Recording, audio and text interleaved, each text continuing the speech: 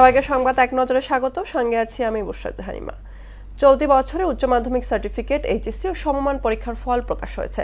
এতে দেশের 11 শিক্ষা বোর্ডে গড় পাশের হার 58.83%, ঢাকা বোর্ডে পাশের হার 64.62%। সারা দেশে মোট GPA-5 পেয়েছেন 69,097 জন। এবার 202 শিক্ষা প্রতিষ্ঠানে কেউ পাশ করেনি। চট্টগ্রাম বিশ্ববিদ্যালয় কেন্দ্রীয় ছাত্র সংসদ চাকসুতে টানা 44 বছর পর নেতৃত্বে ফিরেছে ইসলামী ছাত্র শিবির। সংগঠনটি সমর্থিত প্যানেল সম্প্রীতির শিক্ষার্থী জোট সপ্তম চাকসু নির্বাচনে বিপুল জয় পেয়েছে। ভিপি-জিএস সহ 26 পদের 24টিতে জয় পেয়েছে ছাত্র শিবির। রাজশাহী বিশ্ববিদ্যালয় কেন্দ্রীয় ছাত্র সংসদ রাকসু হল সংসদ ও সিনেট প্রতিনিধি নির্বাচন আজ সকাল 9টা থেকে শুরু হয়, বিকেল 4টা পর্যন্ত ভোট গ্রহণ অনুষ্ঠিত হবে। এবারে নির্বাচনে 28,901 ভোটার।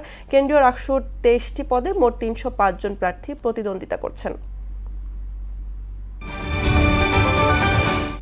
আজ বেলা 12টার মধ্যে 3 দফার প্রজ্ঞাপন না দিলে জাতীয়করণের 1 দফা দাবি বাস্তবায়নে কঠোর কর্মসূচি দেওয়ার কথা বলেন কর্মসূচির মুখপাত্র অধ্যক্ষ দেলোয়ার হোসেন আজিজি। যমুনা ঘেরাওয়ের হুঁশিয়ারি দিয়ে বুধবার বিকেলে শাহবাগ ছাড়েন আন্দোলনরত শিক্ষকরা।